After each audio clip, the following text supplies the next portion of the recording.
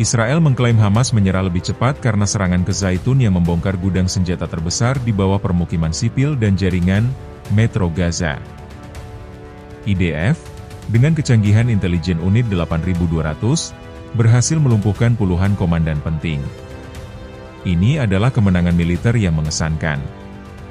Rangkaian peristiwa dan serangan ganas dari Israel serta teknik canggih yang diterapkan membuat Hamas tak berdaya.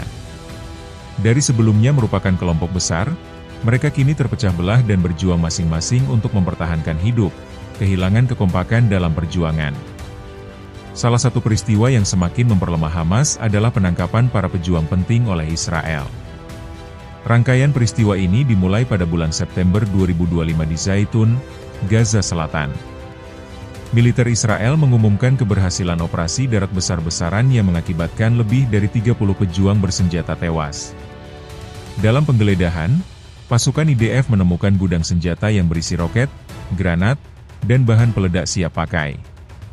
Temuan ini menunjukkan bahwa infrastruktur militer bawah tanah jauh lebih luas daripada yang diperkirakan sebelumnya. Pertanyaannya adalah apakah Zaitun hanya satu titik atau masih ada jaringan tersembunyi lain yang menunggu untuk diungkap? Distrik Zaitun kini menjadi sorotan global. Dikenal sebagai salah satu basis utama Hamas dengan jaringan terowongan, gudang senjata rahasia, dan pos komando yang sering berpindah. Bagi Israel, menguasai kawasan ini bukan hanya kemenangan taktis, tetapi juga simbol terkikisnya pusat pertahanan lawan. Sejak awal September, laporan intelijen Israel mencatat peningkatan aktivitas mencurigakan di wilayah selatan Gaza. Drone pengintai merekam pergerakan truk tanpa tanda yang memasuki bangunan tua tanpa kosong. Satelit juga mendeteksi panas berlebih di beberapa titik mengindikasikan adanya mesin aktif di bawah tanah. Semua tanda ini mengarah pada satu kesimpulan: Zaitun menyimpan sesuatu yang jauh lebih besar daripada sekadar markas kecil. Ketika pasukan Israel masuk, mereka disambut perlawanan sengit berupa ledakan, tembakan senapan, hingga jebakan ranjau rakitan. Namun, berkat koordinasi darat dan udara, laju operasi tetap terkendali. Infanteri maju perlahan, dilindungi oleh tank dan kendaraan lapis baja, sementara dukungan udara menekan posisi lawan. Dalam waktu singkat, lebih dari 30 anggota kelompok bersenjata berhasil dilumpuhkan. Operasi ini bukanlah kebetulan, melainkan hasil kerja intelijen Israel, khususnya unit 8200. Dari penyadapan komunikasi digital terdeteksi percakapan yang menunjukkan pergerakan kelompok bersenjata di permukiman padat. Data satelit dan rekaman drone memperkuat analisis bahwa sebuah gedung tua digunakan sebagai pusat logistik sekaligus markas koordinasi. Begitu bukti cukup, IDF melancarkan serangan cepat dengan target utama mengeliminasi sekitar 30 anggota perlawanan tingkat menengah yang mengatur suplai senjata dan operasi lapangan. Seorang pejabat militer Israel menyatakan bahwa eliminasi kelompok ini sama dengan memutus jalur distribusi vital Hamas di wilayah selatan. Saat bangunan utama dikuasai, pasukan menemukan ratusan roket anti-tank, RPG, bahan peledak, peta kawasan dengan jalur suplai, serta perangkat komunikasi satelit. Penemuan ini menegaskan bahwa lokasi ini berfungsi sebagai pusat komando lapangan sekaligus gudang logistik. Lebih mengejutkan, tim penyisir menemukan pintu baja tersembunyi menuju terowongan bawah tanah. Lorong sempit dengan dinding beton dan kabel listrik itu diyakini sebagai bagian dari jaringan Metro Gaza. Jejak tanah basah dan sisa makanan menunjukkan jalur tersebut baru digunakan. Untuk mencegahnya dipakai kembali, tim Zeni segera menutup akses utama dengan bahan peledak. Temuan ini memperkuat analisis lama bahwa jaringan terowongan Hamas sangat luas, menghubungkan distrik-distrik penting di Gaza Selatan, termasuk Khan Yunis dan Rafah. Hal ini menegaskan bahwa operasi militer di Gaza tidak hanya berlangsung di permukaan, tetapi juga di bawah tanah.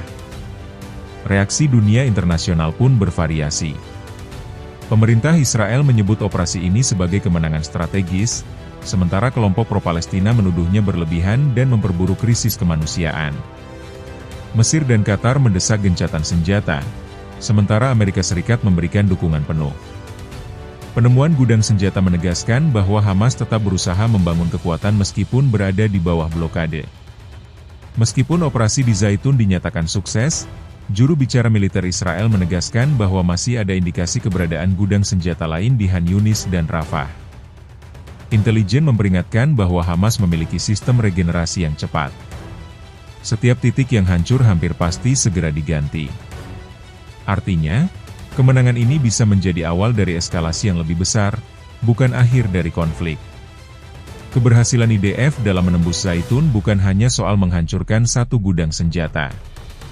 Ini juga menjadi ujian bagi taktik perang perkotaan di Gaza.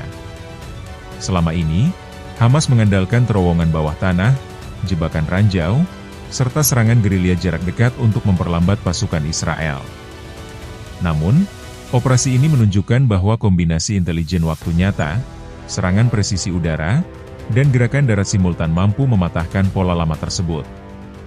Meskipun demikian, tantangan yang dihadapi masih besar.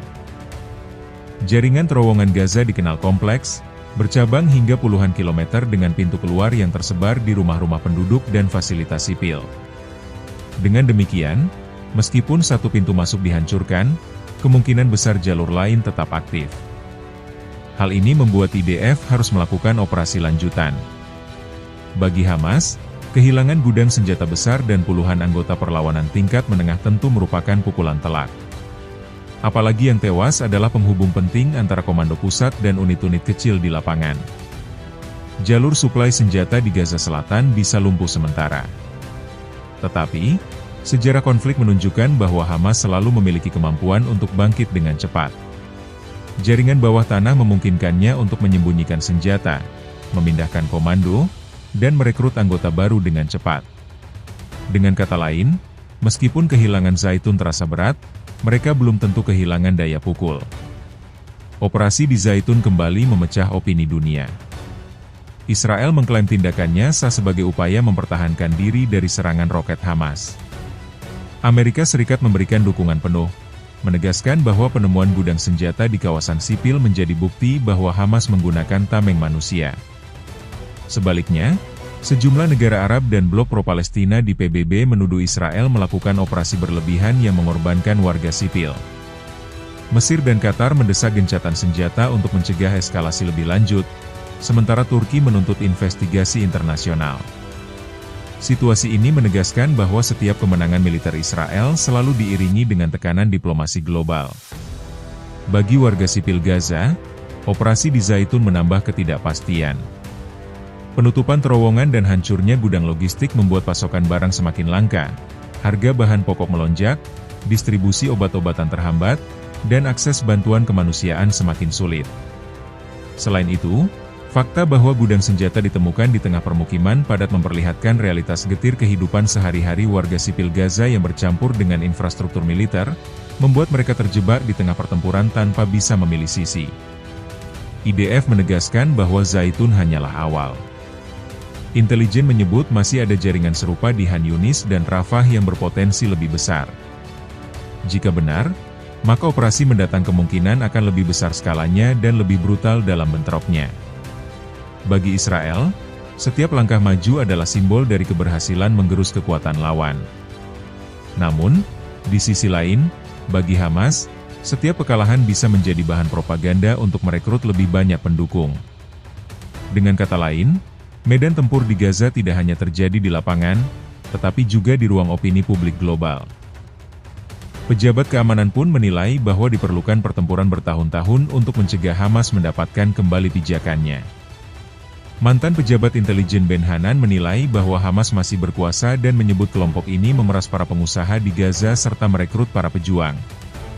Selain itu, Hamas juga terus menjalankan sejumlah lembaga sipil, mengoperasikan pasukan keamanan internal, dan melakukan pembayaran kepada pegawai pemerintah.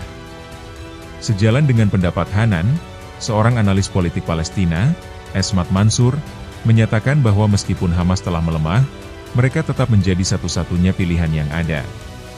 Pengakuan negara Palestina oleh Inggris, Kanada, Portugal, dan Australia mendapat respons positif dari Hamas.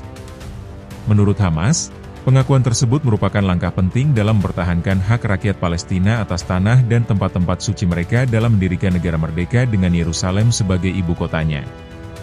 Hamas menilai keputusan ini sebagai hasil yang pantas dari perjuangan rakyat Palestina. Mereka berpendapat bahwa pengakuan tersebut memperkuat legitimasi perjuangan mereka dan memberikan tekanan politik bagi Israel. Langkah pengakuan negara Palestina dianggap sebagai kemenangan besar bagi Hamas. Kelompok ini menyatakan bahwa penghentian perang Israel di Gaza yang mereka sebut sebagai genosida brutal harus mengikuti deklarasi tersebut. Selain itu, Hamas menyerukan kepada masyarakat internasional untuk menentang rencana aneksasi dan yudaisasi di tepi barat dan Yerusalem serta mengisolasi negara tersebut. Mereka mendesak negara-negara untuk mengambil tindakan hukum terhadap apa yang dilakukan Tel Aviv. Meskipun Hamas telah kehilangan sebagian besar kekuatan militernya, kelompok ini masih menjadi kekuatan tempur yang signifikan di Gaza. Menyadari bahwa mereka tidak dapat melakukan serangan besar seperti pada tahun 2023, Hamas beralih ke taktik perang gerilya yang menyulitkan Tel Aviv untuk menghancurkan mereka dalam waktu singkat. Operasi militer di Zaitun menegaskan realitas brutal, Israel harus memilih antara menghancurkan infrastruktur teror yang tersembunyi di tengah warga sipil, atau membiarkan ancaman itu tumbuh. Mereka memilih kehancuran, dan dunia pun terpecah. Kesimpulannya, saat ini Hamas bukan lagi kekuatan besar karena mereka telah tercerai-berai. Terkadang media yang terlalu membesar-besarkan kekuatan Hamas. Terima kasih telah menonton saluran kami. Jangan lupa untuk like, komentar, dan subscribe channel ini agar terus berkembang dan dapat memberitakan peristiwa-peristiwa penting yang tidak diungkap oleh media lain.